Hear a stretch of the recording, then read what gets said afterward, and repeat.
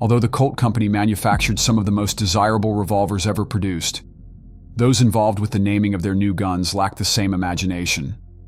The revolver everyone knows is the single-action Army, Peacemaker, six-shooter, Colt 45, Model P, Equalizer, or Colt Frontier, was originally known by the name Colt's New Model Army Metallic Cartridge Revolving Pistol. Surprisingly, this name didn't catch on.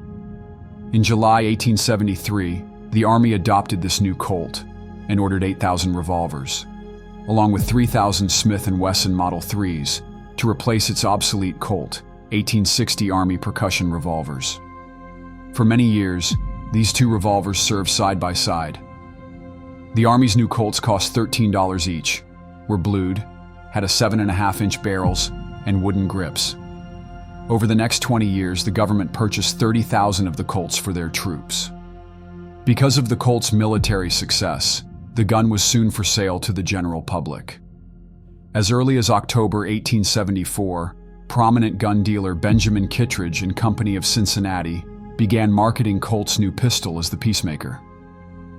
While the Army Colts used a .45 caliber round, civilian pistols were offered in many other calibers, one of the most popular being the .44-40, the same caliber used in the famous Winchester rifle.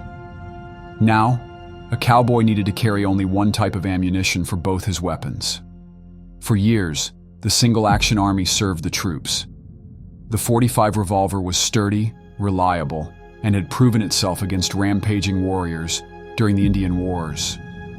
But its reload time was slow, and being single-action, it was not as fast to shoot as the new double-action .38 caliber Colt Model 1892, which came to replace it. The trouble with this new gun was that the troops who used it in combat during the Philippine-American War reported that the .38 caliber round failed to drop charging Moro warriors as effectively as the .45 caliber round had done with Sioux warriors. A frightening tactic of the Moro warriors was to work themselves into a frenzy, stealthily stalk within yards of an American unit, then rush in slashing double-edged swords and bolos. A soldier had just seconds to stop his attacker or be killed. The scene described in after-action reports often told of the same scenario. Two bodies lying near each other, a Moro warrior with 6 bullets in his chest, and a mutilated trooper still clutching an empty Model 1892 .38 caliber service revolver. The Army, amazingly, listened to the troops' concerns and reissued the .45 caliber Colt single-action Army.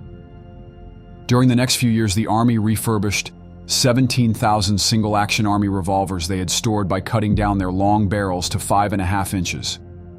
Called artillery revolvers, these shorter guns were then used by troops during the Spanish-American War, Philippine-American War, and the Moro Rebellion.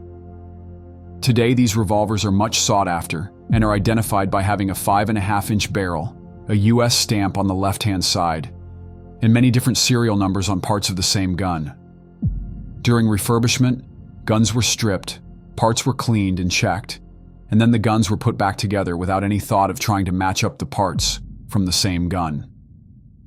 For almost 150 years, the same basic revolver has been manufactured by Colt, only disappearing near the start of World War II before it made a comeback in the 1950s due to the incredible popularity of the classic Western movie, where everyone carried a Colt 6-shooter. The single-action Army revolver was produced in 3 generations. The first generation was from 1873 until 1941. The second generation, from 1956 until 1974. And the third generation, from 1976 until the present time. God created man. Sam Colt made them equal.